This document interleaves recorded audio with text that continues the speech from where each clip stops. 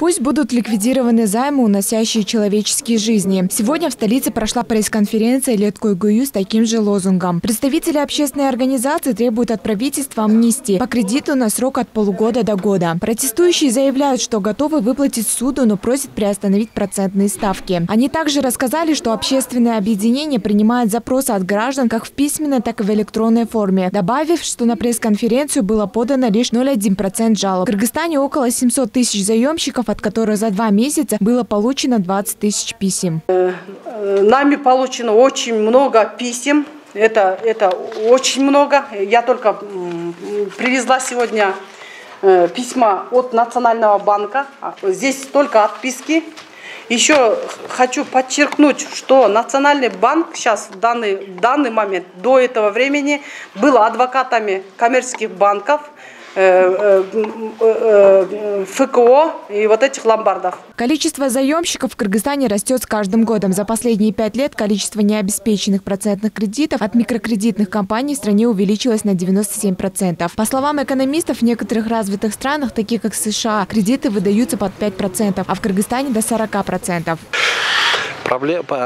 Проблема получения возврата кредита очень актуальна для нашей экономики, особенно для наших граждан, так как количество получающих и объем выданных микрокредитов каждым годом растет, и растет задолженности по возврату кредитов.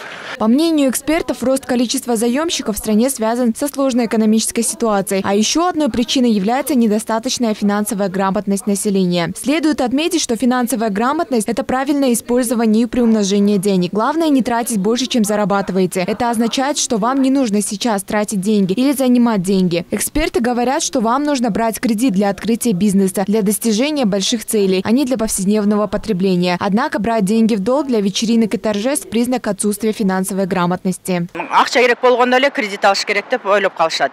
Бирок мына мен экономист катары айтып коеюн, акчанын алуунун, табуунун көптөгөн жолдору бар. Жанакы окууга контракт төлөгөнгө, жанакы бала бакчаларга төлөгөнгө, дагы бирдемеге жетпей аткандар болсо, биздин элдерди ошол акчаны алдын ала сбережение деп коет. Ошонун топ-топ башында кичине болсо дагы инвестиция кылып, анан ошонун негизинде ошол акчаны пайдаланганга үйрөнүшүбүз керек да. Одно из основных правил сбора средств – спросить, принесет ли нам пользу, когда мы что-то покупаем. Экономисты часто говорят, что люди в мире живут в культуре покупок и что люди вокруг вас пытаются всегда вам что-то продать.